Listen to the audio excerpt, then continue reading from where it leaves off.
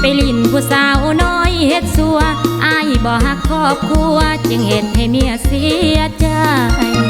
ผัวเอ้ยเฮ็ดใจเมียแน่อย่าได้แวหันน้อยหันใหญ่ดื่มเหล้าเมาเบียร์มีสาวน้อยเอาใจเงินคำลายสำใดอายยกให้เขาฟรี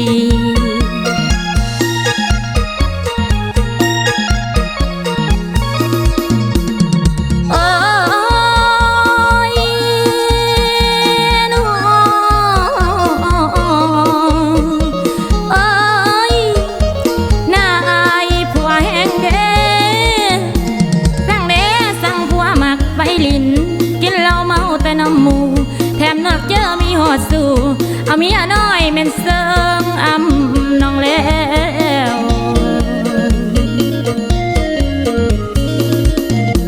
ว่าเอ้ยเมียเจ็บอกบันไพ่ไหมเมียเจ็บใจเมื่อหูข่าวว่าลินสาวอยู่ต่างบ้านเสียเงินล้านในทิพย์เขาแม่นบ่แม่นบ่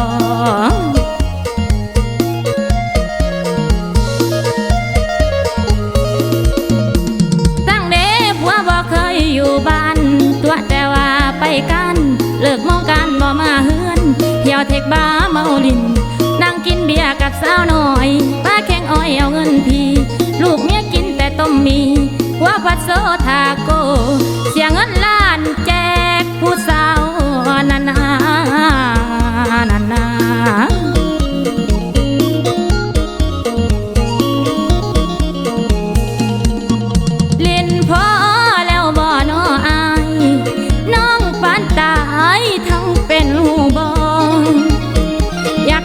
ผัวมาคืนดี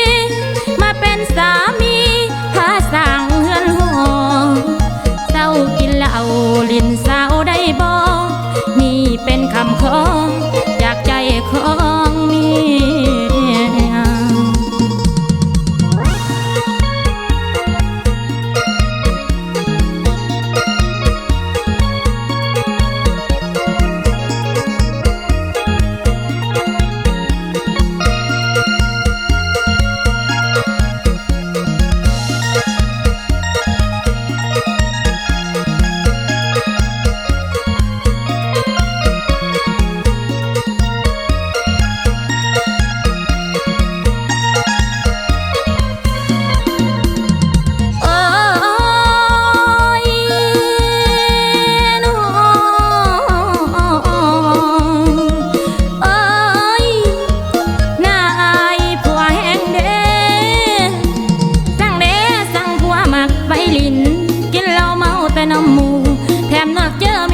สู่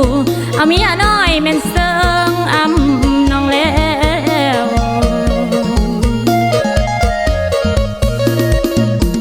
ว่าเอ้ยเมียเจ็บอกบันไพ่ไหมเมียเจ็บใจเมื่อหูข่าวว่าลินสาวอยู่ต่างบ้านเสียเงินล้านในทิพย์เขาแม่นบ่แม่นบ่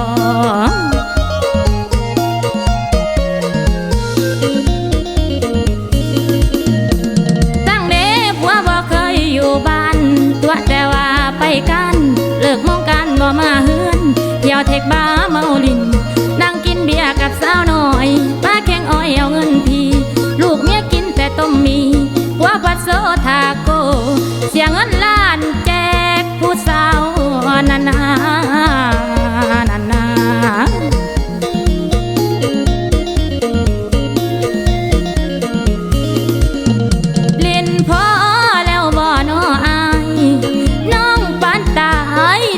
เป็นหูบองอยากให้ผัวมาคืนดีมาเป็นสามีพาสั่งเฮือนหอเศร้ากินเหล้าลิ้นสาวได้บ่นี่เป็นคำขอจากใจของเมี